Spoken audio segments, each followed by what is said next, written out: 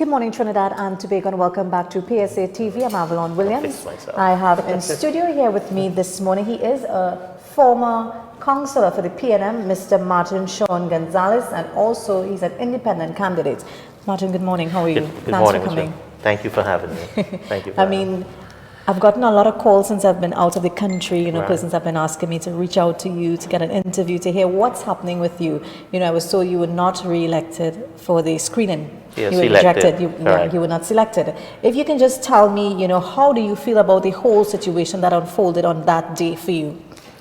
Well, like anything else, when you have high expectations for the future and you have committed so much in providing a high service and representing an organization, you will feel disappointed. Yeah. And as a human being and person, you will feel rejected.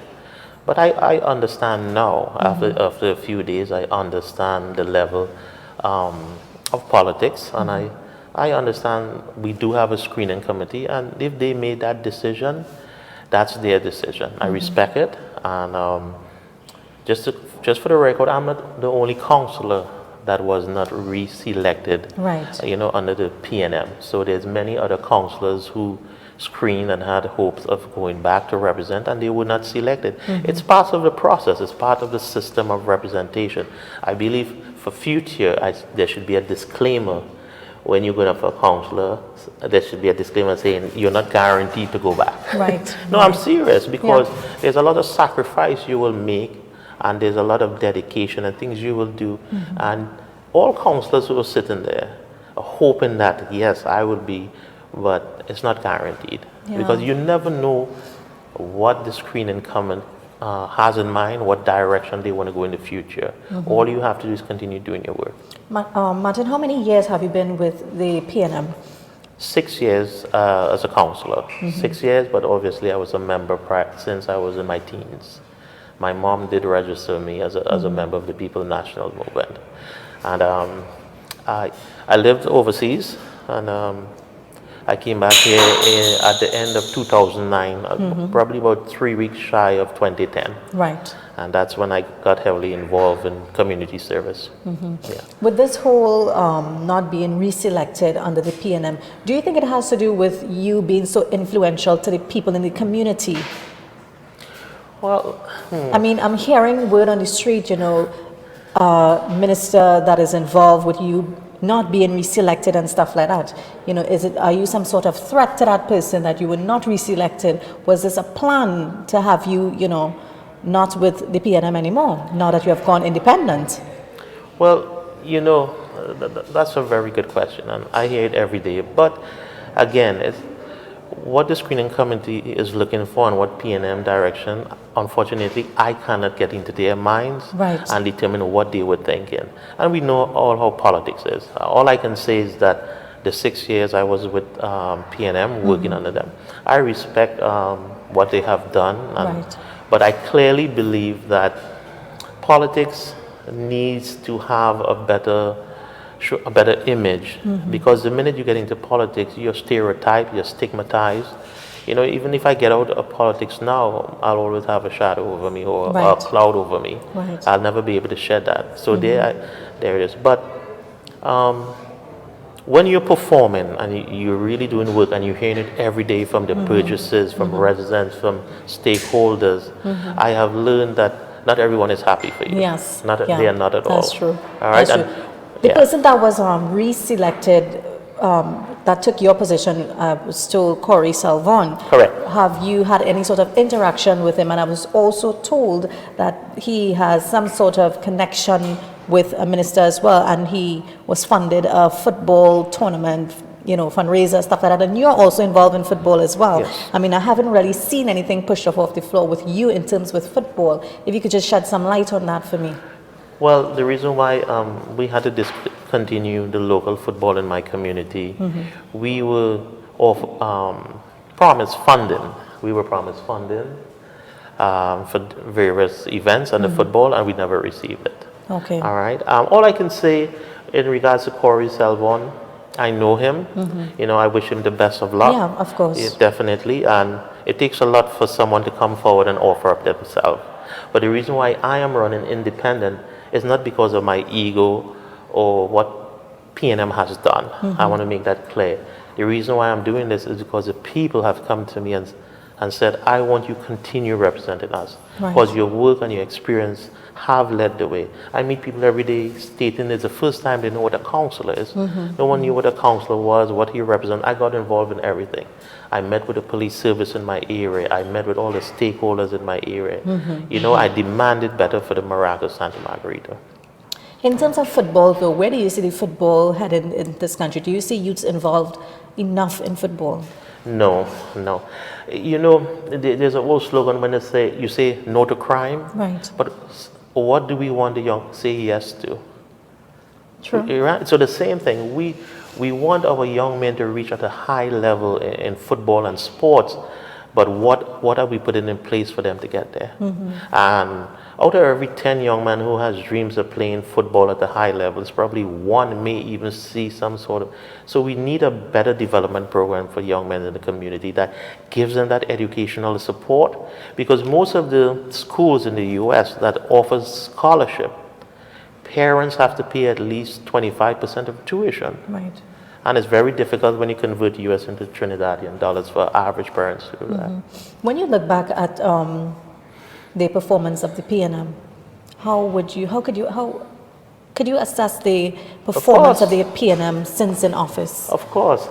One thing I can say, and I was on the radio Boom Champion Lord over the weekend, and there was this young guy, I was a UNC candidate, you know, and everything he was like, his political leader and the UNC, and I watched him, and I was like that. I was like that. I was red, but what I'm saying, we can do better. I think better communication. The public, half of the thing the public does not know. We need better communication. Funding is an issue for the corporation. Everything is localized. So I believe a lot of the money should be funded to the corporations around the country, so we can do more locally for the people that we represent. As you're on that topic, though, the budget that was read in Parliament recently, how do you feel about that budget that was read? Do you see any sort of growth that came out of that budget? No. I believe it's all budget. The money we spend on budget every year, there should be a massive improvement in infrastructure, healthcare. I believe we spend too much money. I think it's better management. I'm not sure if you blame the political party who's running the country or if it's a management issue, but I think better procurement process need to be in place, better management. Too much money is being spent. Look at Ministry of National Security. Yeah. We spend that sort of money on the crime level. We are not seeing any improvement. It's just escalating at a level, it's beyond control. So I believe some of those money needs to be put in programs that we can get young men off the streets, think differently. Set up programs we can develop young entrepreneurs. They have an opportunity to be part of the system, that they can create their small companies, they can develop and hire people from their community. So I think it's too much of a gap between the high and the low. There's no middle class, and middle class drives America. That's what makes America great. That's true. So we need to develop that middle class, give everybody an opportunity to be part of that system. Mr. Gonzales, when you look at the Prime Minister and the opposition, Mrs. Kamala Bissassa, how would you rate their leadership? Wow, that's a very good question.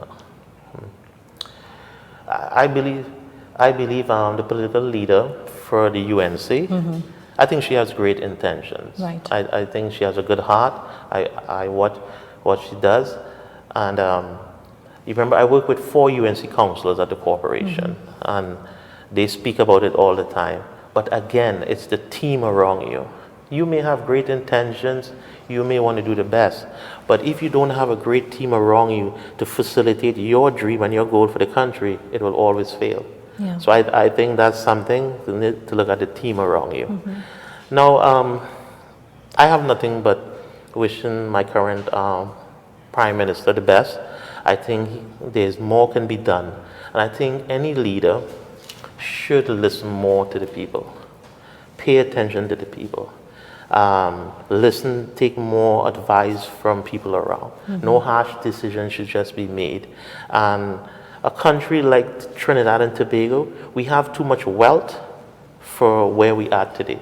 We should be more at a level that we can compete with any country around the world. And in regards to rating, if I have to give any rating, I will leave that up to the people, and they will do that at the elections, vote local. But on a scale of 1 to 10, 10 is the highest, how would you rate your former leader? Yeah, you put me on the spot. You when I get out there, like, and you see, if I give a rating, people say, oh, you only say that because you're no longer with. I mean, people will talk. Whether you're there, whether you're not there, I mean, they're going to say stuff. I'll give a 50%, a 5. Okay. 5.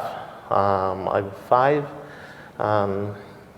The UNC political leader, also a 5. So that means that both leaders need to step up their representation moving forward.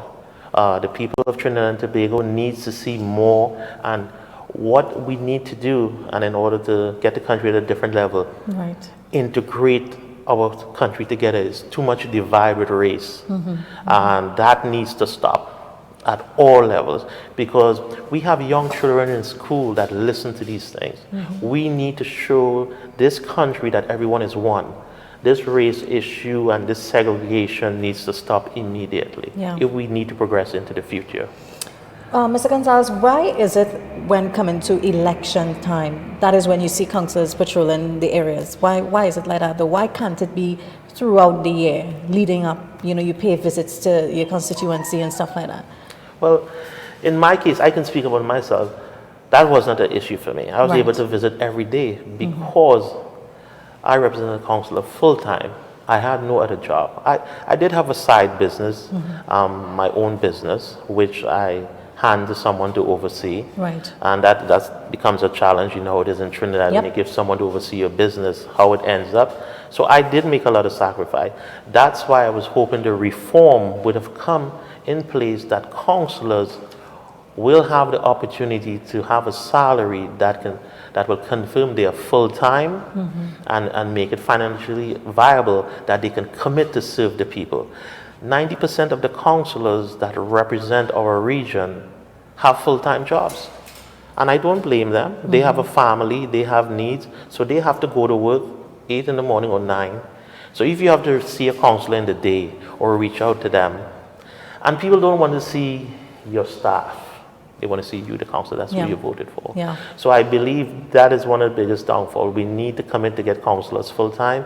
A councillor who is working a full-time job, I can tell you based on my experience, will not be able to meet the people's needs. I know it's been, it's a topic that's been trending on social media, whether politicians are affiliated with criminals. I mean, what are your thoughts on that? If you could just shed a little light on that for us this morning. Yeah, it's impossible I am not law enforcement, all right? I am not the Trinidad and Tobago Police Service, all right? The Trinidad and Tobago Police Service is responsible to determine who is criminal, who needs to be prosecuted, and especially with gangsters and affiliations with criminals. I'm a councillor, and as a representative, I have to interact with everyone. I cannot stigmatize and say, well, you're a criminal, I don't want to talk to you. I cannot do that. In my community in Maracas Valley and Santa Margarita area, we have many areas that is high energy, and I have a lot of respect for everyone, including the young guy on the street.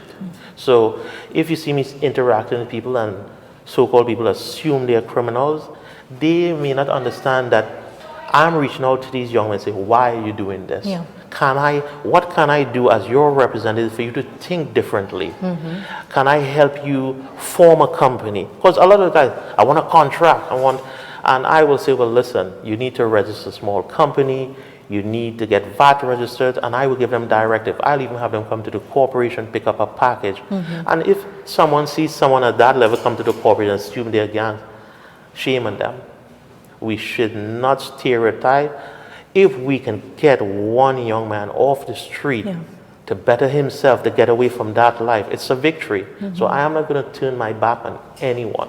That's very nice. I don't think Yeah. you should ever, because I mean, at the end of the day, you want these persons to stand in the line for you and dip their Exactly. fingers. So it's all fair and well. Exactly. What is your take, though, on the whole political landscape that's happening right now in this country? Well, what I have noticed, and you remember, I am on the outside of it now in the sense that, you know, people say all sorts of things. Oh, he's like this because he was not raised. It's not true. Yeah. If you look at my track record and the service I have done, I believe it's all about representation. And I believe you don't need to be under a political party if you want to serve. Right. You can serve in many capacities. There's so much different village councils. We have so much different arenas to serve and make a difference. But I felt my experience as a councillor, I can continue doing that service in my region. But in regards to the politics and the landscape, we in political season, and it will not change now. That's why I am sitting here today, say, listen, I want everyone to take a step back and say, listen, yes, we understand the party politics, but we would like to take the opportunity to vote for representation at all levels. Don't just because you're red, because you're yellow, we will, you know, fall into that. Yes, we love our party, we respect our party, but we're going to vote for representation. And too many mudslinging, that needs to stop. Yeah. Too many blame game. When you keep blaming, it shows your insecurities. Because I'm not blaming anyone for where I'm at today. I took that as a learning experience to make me stronger and make me more committed moving forward. Mr. Gonzales, could you identify probably 4 major things the PNM has done for this country? You should bring on an MP on this show. I believe you need to bring a member of parliament because I can... At least one. What one good thing they have done for, you know, citizens here? We've been seeing persons losing their jobs. We've been seeing companies closing down. It's a lot happening. Wow. And you know, it's funny. Is there any positive things? We've been seeing all the negative stuff. What is positive about the PNM? You know what's positive about the PNM? We have some bright young leaders coming up. We have quite a few. We have Kimberly Small in Barataria. We have the deputy mayor for Port of Spain, Hillian. You know, he's a really good deputy councillor. Great guy. We have quite a few in our like Watley up in those areas, Tova, Lynn Sandy, who serve with me. So these are great future leaders. And I'm hoping that they are the future and they see things differently, you know. But one thing I can say about when I don't want to say when I was there, when I was representing, my goal was to let every councillor who I work with know that when we go there and represent, we represent people. There's no such thing as, that's a UNC area, that's a PNM area. Representation for all that matters. When I was on the streets every day, you never see me wearing a PNM jersey when I'm working as a councillor. Right. And I think that's important. I didn't answer your question, huh? I know that, and you think I'm probably dancing around it. One of the good things they did is, I know you mean that, and I know, is the Commissioner of Police. He's a little bright light. I have him on WhatsApp. There was issue with some high crime activity in my community. I was able to message him, the Commissioner of Police. He responded immediately. I think that's a great decision they made there. We also have a National Security Minister as well. What about him? Well, I have a good background in law. I was, well, not law, well, at the level of managing, I was in the military police in the US. So I understand criminal activities, I understand. But the Minister of National Security, I understand he more deals with policies and putting things in place. So I believe too much money is spent on national security and we're not seeing the improvement. And I believe if you analyze the crime wave, it's easy to narrow it down and take care of it. Thank you so much. You're welcome. I mean, Mr. Gonzales, I want to thank you so much for coming this morning to take this interview with us, and we will keep in touch with you and always welcome you here at the PSA, you know, at any time. I will just ask you for your closing comment this morning. Well, I just want to thank you, Mr. for having me here today. Of course. And I really want to address the people of Maracas, Santa Margarita. I just want to let you know that me being an independent candidate, it's about you. My goal is to continue representing you at the highest level. You have seen my commitment, my experience to you.